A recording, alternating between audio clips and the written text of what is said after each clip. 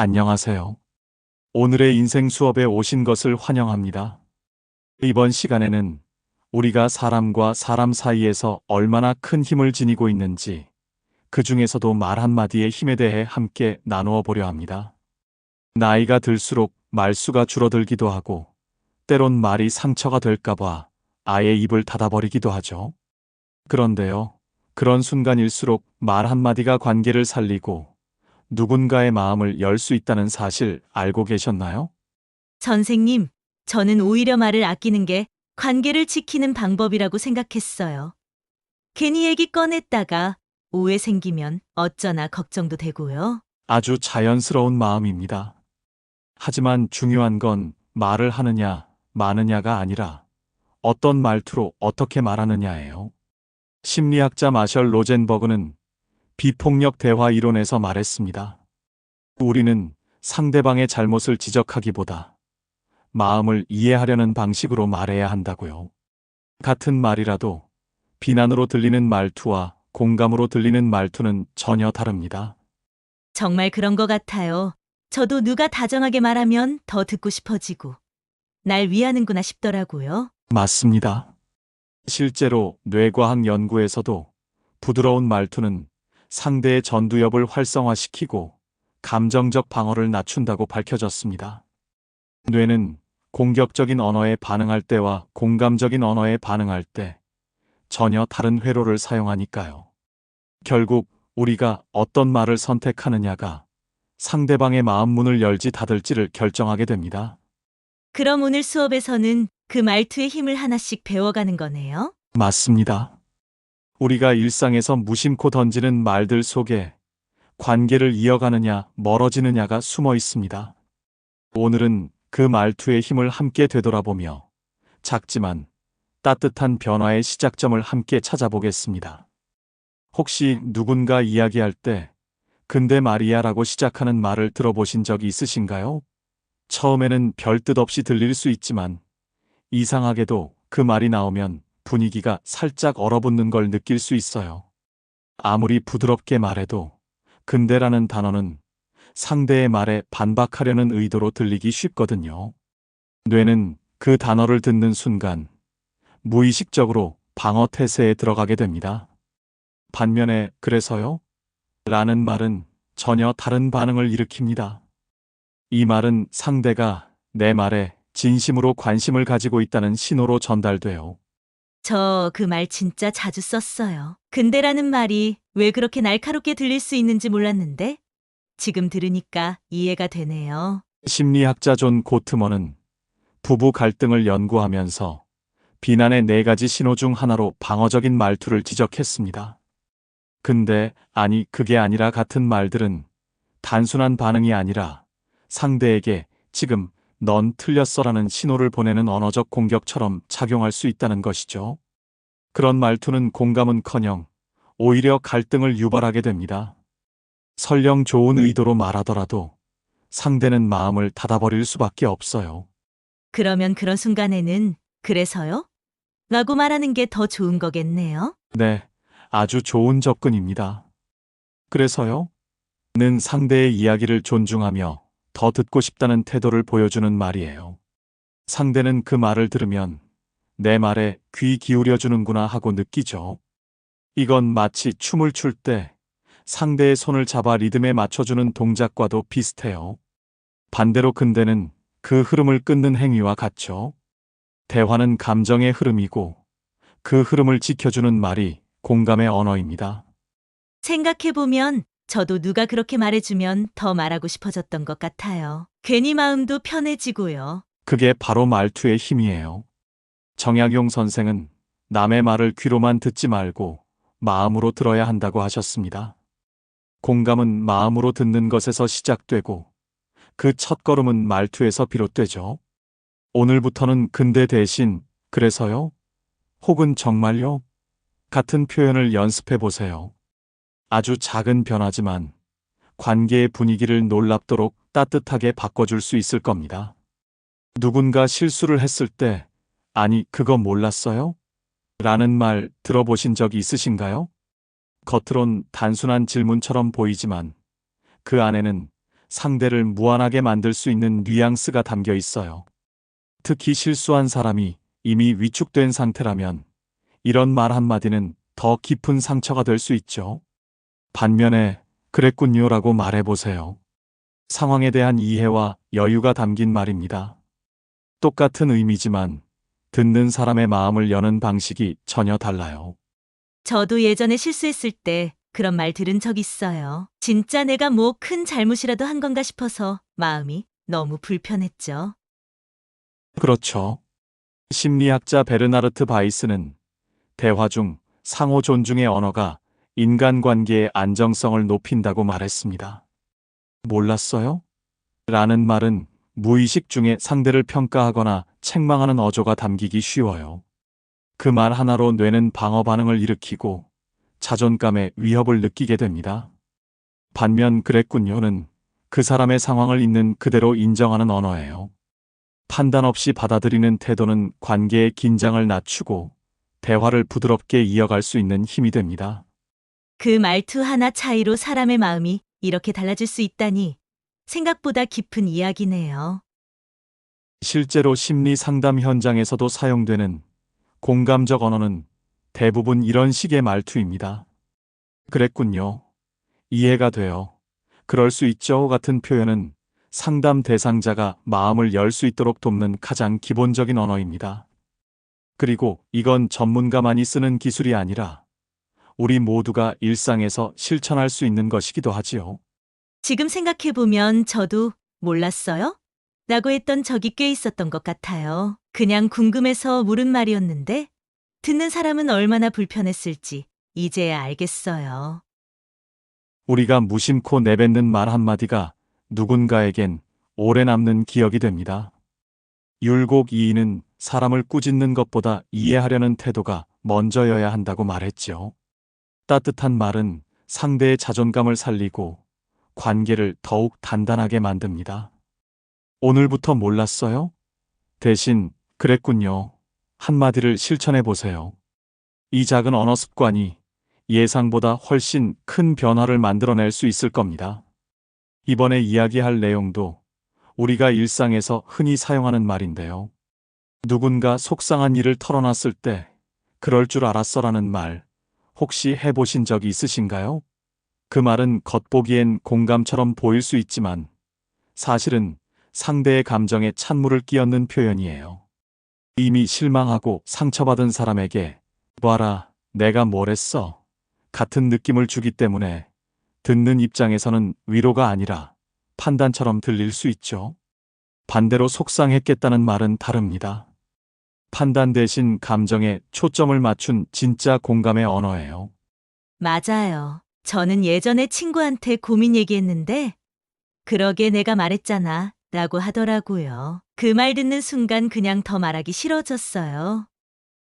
네, 바로 그런 순간이죠. 심리학자 칼 로저스는 공감을 있는 그대로 받아들이는 태도라고 말했어요. 그럴 줄 알았어는 결과를 예측한 듯 말하면서 감정보다 판단을 앞세운 표현이에요. 듣는 사람은 자신이 비난받고 있다고 느끼게 됩니다. 반면 속상했겠다는 말은 그 사람의 감정에 그대로 동참해주는 말입니다. 내가 지금 너의 마음을 이해하고 있어라는 메시지를 담고 있죠. 생각해보면 저도 그런 말 한마디에 마음이 풀렸던 기억이 나요. 그래, 다음부터는 좀 더 신중하게 행동해야겠구나 하고 안심이 되더라고요. 그렇습니다. 말은 단지 정보를 전달하는 수단이 아니에요. 감정이 오가는 다리이자 신뢰를 쌓는 기초입니다. 속상했겠다는 말은 난 너를 판단하지 않고 그저 내 마음을 듣고 있어라는 신호를 줍니다. 심리학에서 말하는 정서적 지지가 바로 이런 말에서 시작됩니다. 그리고 이것이야말로 관계를 회복시키는 힘이 됩니다. 그런 말 한마디에 내가 위로를 받았다는 걸 지금에서야 다시 느껴보네요. 참 소중한 말이네요. 정약용 선생은 상대의 실수를 지적하는 것보다 그의 마음을 다독이는 것이 관계를 지킨다고 하셨습니다. 어떤 일이 잘못되었는지를 말하는 것보다 그 사람의 마음이 다쳤다는 것을 알아봐 주는 것이 훨씬 더 큰 위로가 됩니다. 오늘부터는 그럴 줄 알았어. 대신 속상했겠다라고 말해보세요. 그 한마디가 상대방의 감정을 살리고 서로의 마음을 더 가깝게 만들어줄 것입니다. 요즘은 기술이 워낙 빠르게 발전하다 보니 새로운 걸 잘 모르면 당황스러울 때가 많지요.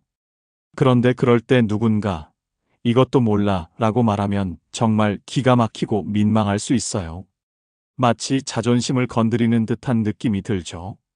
아무리 가까운 사이라도 이런 말 한마디는 마음을 위축시키고 대화를 단절시킵니다. 반면 맞아, 이거 좀 어렵더라고라는 말은 완전히 다른 결과를 만들어요. 상대가 실수하거나 잘 모를 수 있는 상황을 자연스럽게 받아들이는 말이니까요. 아, 저 그런 말 들은 적 있어요. 휴대폰 설정하다가 헷갈렸는데 친구가 그걸 아직도 몰라? 이러더라고요. 그냥 웃었지만 속으로는 좀 상처였어요. 네, 그 순간의 감정은 참 오래가죠. 정신의학에서는 이런 상황에서 느끼는 감정을 자존감 손상 반응이라고 합니다. 특히 나이 들수록 주변의 무심한 말 한마디가 내 경험 전체를 부정하는 듯한 느낌을 주곤 하지요. 이것도 몰라? 는 상대방을 무지하거나 둔한 사람으로 만들지만 맞아 나도 그거 헷갈렸어라고 말하면 상황을 공유하고 공감하는 언어가 됩니다. 그렇게 말해주는 사람이 있으면 마음이 훨씬 놓일 것 같아요. 괜히 위로도 되고요. 그렇지요. 인간은 누구나 실수하고 모르는 게 있기 마련입니다. 중요한 건 그럴 때 누군가가 나를 평가하지 않고 옆에 있어주는 것이에요. 철학자 한나 아렌트는 사람은 이해받는 존재가 될 때 비로소 자신을 표현할 수 있다고 말했습니다. 이해받지 못한다고 느끼는 순간 우리는 말문을 닫고 관계에서 멀어지게 되지요. 생각해보면 저도 누군가를 그렇게 몰아붙인 적 있었던 것 같아요. 반성하게 되네요. 우리가 무심코 사용하는 말들에도 힘이 있습니다. 말은 누군가를 작게 만들 수도 있고 다시 설 수 있는 용기를 줄 수도 있어요. 이것도 몰라 대신 이거 어렵지 혹은 나도 헷갈렸었어라고 말해보세요. 그 말 한마디가 누군가의 마음을 다독이는 다리가 될 수 있습니다.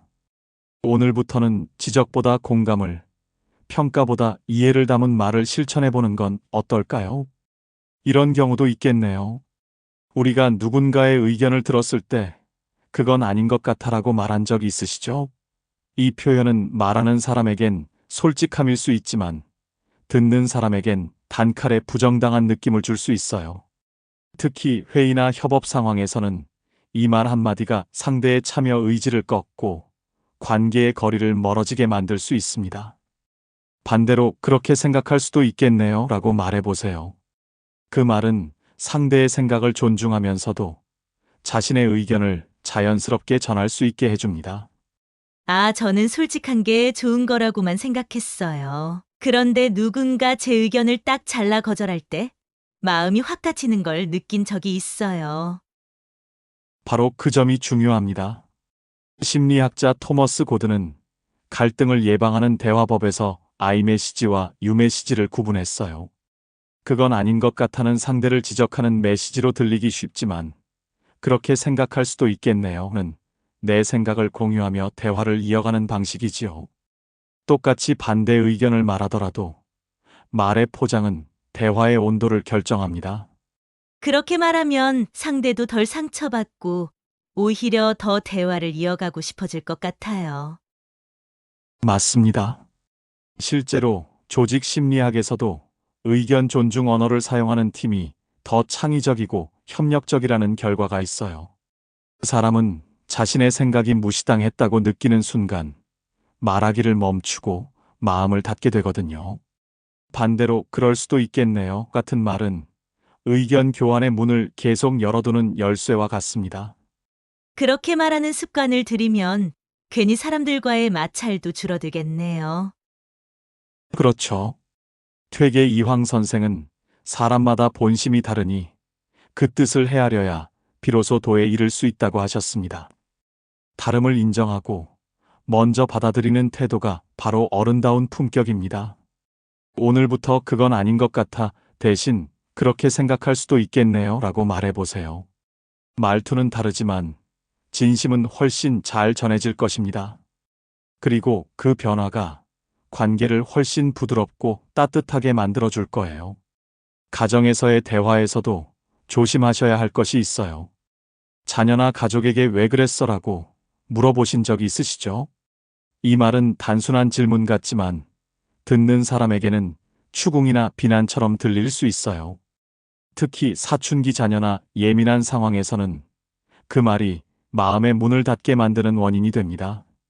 반면 이렇게 한 이유가 뭐였을까라고 묻는다면 어떨까요?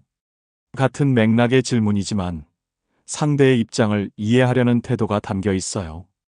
그래서 대화의 방향이 전혀 달라지게 됩니다. 저희 딸이 요즘 문을 잘 안 열고 들어가 있어요. 뭔가 혼내고 싶다기보다 속마음을 알고 싶은데 말 꺼내기가 어렵더라고요. 그럴 땐 바로 이 표현이 필요합니다. 정신의학에서는 이런 상황을 심리적 방어 기제의 발동이라고 합니다. 왜 그랬어? 라는 말은 자녀에게 내가 뭔가 잘못했구나 라는 느낌을 먼저 주기 때문에 대화 대신 침묵이나 반항이 돌아오게 되지요.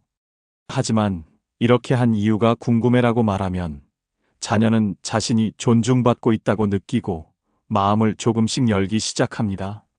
그 말투 하나가 그렇게 다를 수 있다니 놀라워요. 진심은 같은데 전달 방식이 참 중요하네요. 그렇죠. 아이들은 특히 비난에 민감하게 반응합니다. 뇌과학적으로도 위협을 느끼면 사고 영역보다 감정 반응 영역이 먼저 작동하죠.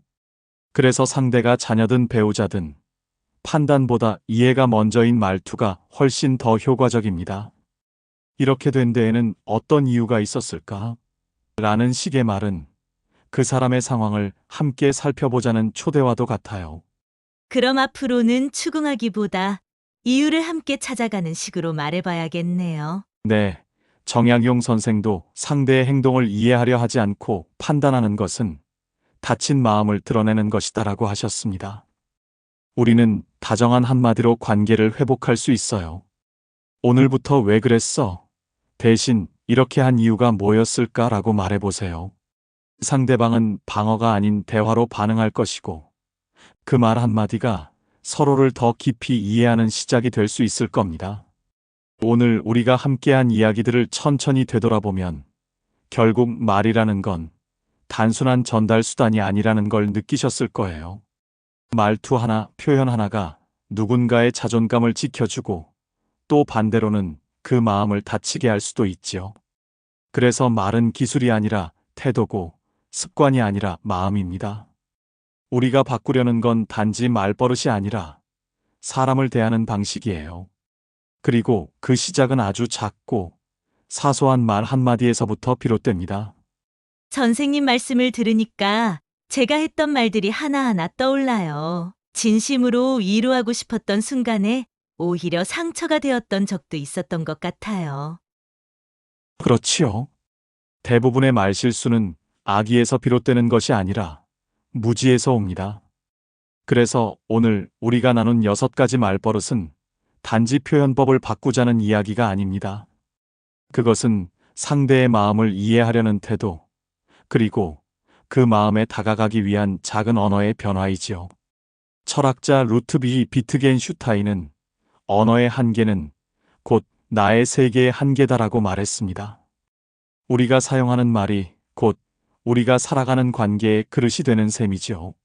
이제부터는 말할 때 조금 더 조심하고 따뜻한 표현을 먼저 꺼내는 습관을 들여야겠어요. 그렇게만 해도 많은 게 달라질 것 같아요. 아주 좋은 다짐입니다. 정말요? 속상했겠다. 그랬군요. 그렇게 생각할 수도 있겠네요. 이처럼 짧고 사소해 보이는 말들이 누군가에게는 하루를 밝히는 등불이 될 수 있습니다. 오늘부터 실천해 보세요. 하루에 단 한마디라도 상대방을 판단하는 대신 이해하려는 말로 바꿔보는 겁니다. 그 말은 곧 당신의 마음을 보여주는 거울이 될 것이고 결국 그 말이 관계를 바꾸고 당신의 하루도 바꾸게 될 겁니다. 오늘도 오늘의 인생 수업과 함께 해주셔서 감사합니다. 여러분의 따뜻한 한마디가 누군가에게는 오랫동안 기억될 위로가 될 수 있음을 기억해 주세요. 다음 영상에서도 삶을 조금 더 따뜻하게 만들어주는 이야기로 다시 찾아뵙겠습니다. 감사합니다.